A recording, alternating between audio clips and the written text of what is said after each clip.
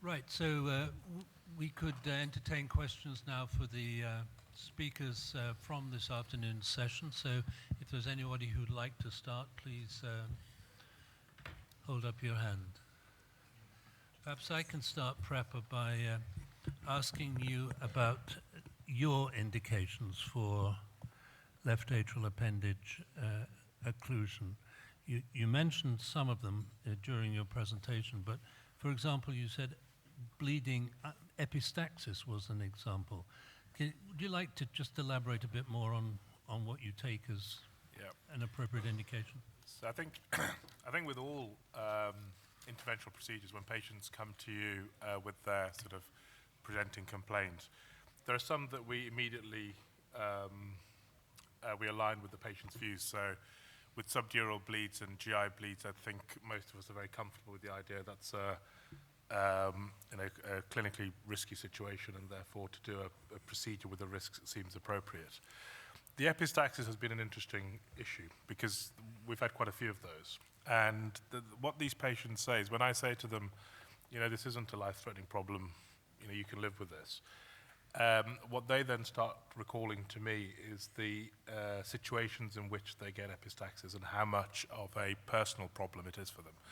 So, patient will just go, can you imagine what it's like being in public with a big nosebleed when you're an important 40-year-old? Mm-hmm. And so because this causes a big personal impact, we then accepted that the patient understands the risk. We go through everything with them, and we think it's appropriate. And most of these patients have tried sort of conventional ENT, I think it's called dithermin as well, so cautery. And despite that, they haven't had improvement. Right, questions from the floor. Yes, sir. Two questions.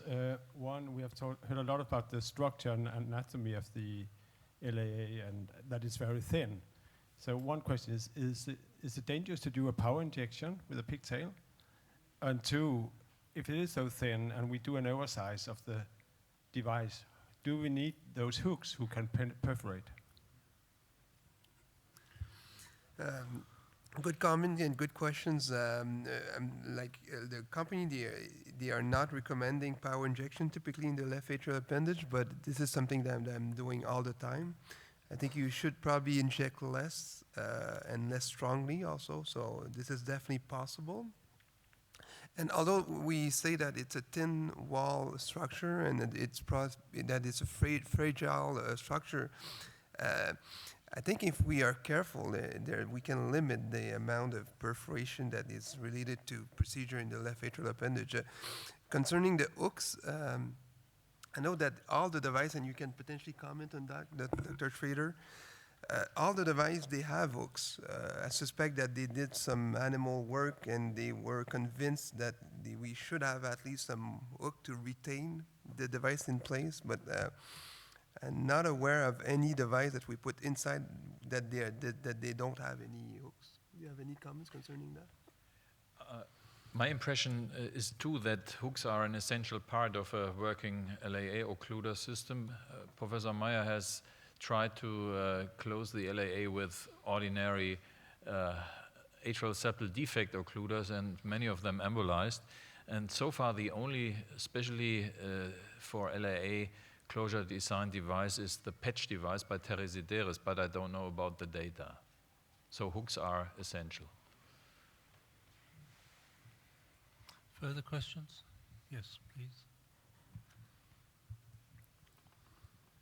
I'd like to comment on the hooks, as the only fatal late complication of atrial septal occlusion that we had in our series, it was with a Biostar device when one of the legs of the Biostar perforated aortic root 2 years after implantation.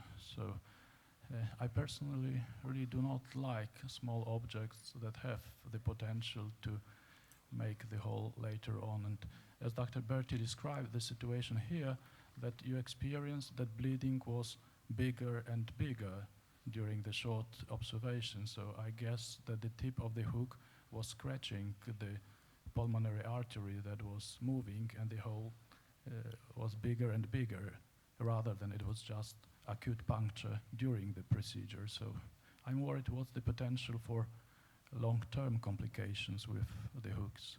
I'd like to ask Dr. Cook about anatomy. Can we have some help from the preoperative anatomy to guess which appendix is at higher risk for such complication?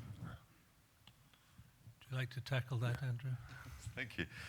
I mean, that's a very difficult one. I mean, the native anatomy is of thick muscle, or thicker muscle bundles, pectinate muscles, interspersed with a very, very thin wall. But as we said before, that will change with pathology, that will change with arrhythmia. You'll get some fibrosis and thickening. And I guess it's possible to kind of to look at the thickness. I mean, I'm not sure whether the resolution is there, but one thing you could do is look at the thickness of the left atrial wall. I guess the other thing to look at would be, as I mentioned earlier, would be to look at the proximity of the appendage to the pulmonary trunk. And if the appendage is much more superior on the left atrium, then I think it, obviously it depends on its course as well, but it could be a lot closer to the pulmonary trunk. So it may be a combination of factors, not just the simple thickness of the appendage itself. The pectinate muscles are an interesting part of the appendage. I mean, I think potentially they could be used to stabilize a device as well. I will certainly argue also that we need long-term follow-up, especially in patients with sinus rhythm or stronger atrial contraction. I think we need to prove that it's a safe procedure and long-term in patients with contraction around that device, especially because of the hooks. Is there any suggestion that there's a difference between those who fibrillate and those who are back in sinus rhythm? Anybody noticed anything? Yeah, we've had one late tamponade with a patient in sinus rhythm, and I assumed that was the mechanism. So with the repeated contraction, I think one of the struts had probably gone through. I do have the same concerns regarding the usefulness of hook. The embolization that occurred with Dr. Meyer with ASD device, the ASD device, the design is completely different than the device of Lewalter cardiac plug, And I think the risk is higher if by mistake you oversize somehow the device, as I think occurred in Italy, because the diameter was 21, they used a 24 device. So I think it's better to oversize somehow the device to be stable than to have the hooks, And I don't know if there are any solid experimental data regarding the usefulness of hooks on the Lewalter cardiac plug. Can I answer that? Your Kurt Amplatz originally did not want to put hooks on the device. I think Bernie Meyer will tell you the same thing, and he resisted it for a long, long time. And they had this device, and it would sit in the appendage in animals for a good period of time and then work its way out. So the hooks went in as a last resort for stability, but are essential for stability. They really wanted to make a device without hooks because they were concerned about perforations. Thank you. Further questions? What is everybody doing about warfarin when patients present taking warfarin and you're going to put in a device? Do you systematically run down the warfarin, or do you use lower INR values? How do you proceed? Comment on this? Yeah, we just stop the warfarin a couple of days before the procedure. So what tends to happen is the INRs between 1.8 and 2.4. That's sort of on average what we get. We're quite happy with that. Okay, everybody doing the same sort of thing, basically? And then you restart immediately, you've put the device in? So as long as we're happy with everything, then we restart warfarin and give Clexane the same night of the procedure. Yes, anybody further?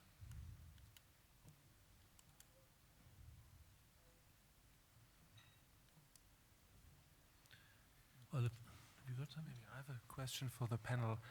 The topic of general anesthesia was touched. Is everybody doing it with general anesthesia, or without just with propofol sedation? What about cuffing, movements of the patient, TE probe? How is everybody handling this point? It's interesting that the comments coming from German. I mean, I suspect that you're not using general anesthesia in your centers, but I think it's available. I will at least suggest that it should be used. But if it's not available for any reason, it's certainly possible to close the LAA without general anesthesia. But I mean, you're controlling more factor if you're putting the patient asleep, I think. Especially if you want to maximize the safety of this procedure. We make a comment. Exactly the opposite. We use exclusively the intracardiac echocardiography in local anesthesia. Which is, I think, very reasonable. It's more comfortable for the patient. And this is the problem. First is the cost of the procedure, and the second, the optimal view of the appendage. Because this coronary sinus right is not so easy. We use general anesthesia for everybody because, say for example in Germany, propofol sedation is accepted used for non-anesthesiologists, whereas in the UK we're not allowed to use that. And midazolam and morphine, really patients, they always move around on those drugs, so it's not an appropriate combination for us, unfortunately. John, could I make a comment here? Yes, go ahead, Vivek. I'm sorry to intrude. I've just been listening, but you asked a question. I just wanted to address it. You asked the question of what do you do with patients who are already on Coumadin, and I just wanted to let you know, in our Watchman experience and in our recent, more recent ACP experience. In those patients that can be on warfarin, we've actually left them on warfarin through the procedure. So very similar to what we're doing in terms of appendage closure, in terms of AF ablation, where we do the procedure with a therapeutic INR, an INR between 2 and 3. We're doing the same thing with appendage closure. And we don't see any increase in bleeding event rates. And in fact, now, this is not a randomized study, but when we first started doing this with the Watchman device, we presented an abstract a couple years ago where we actually had more groin complications, bleeding complications, when we stopped the warfarin and gave Lovenox as a transition than when we just continued the warfarin. Again, very similar to our experience with AF ablation. Now, the question, of course, is on the safety side, what if there is a perforation? Well, we had one perforation in all of our experience, I should say pericardial tamponade in all of our experience using the device. And it was a patient with a therapeutic INR. And in that particular patient, we did a pericardiocentesis. We reversed the heparin, of course, and we gave FFP. And in that case, we actually had to use a cell saver to reinfuse the blood into the patient over and over again. But and it did take half an hour to 45 minutes, but ultimately it stopped bleeding and we didn't have to take the patient to surgery. So I guess the point I'm trying to make is I think it is safe to do this with a therapeutic INR. Thanks very much, Vivek. Dr. Schräder, you had yet to comment on the general anesthesia issue. Occasionally we do use general anesthesia, but in most patients we use conscious sedation with propofol, and sometimes we also use intracardiac echo. And you can use the conscious sedation yourselves as cardiologists? We don't are need allowed to have do a it guest like we do it in the EP lab. Yeah. Further questions? If not, I think Thorsten, you have a few words to say.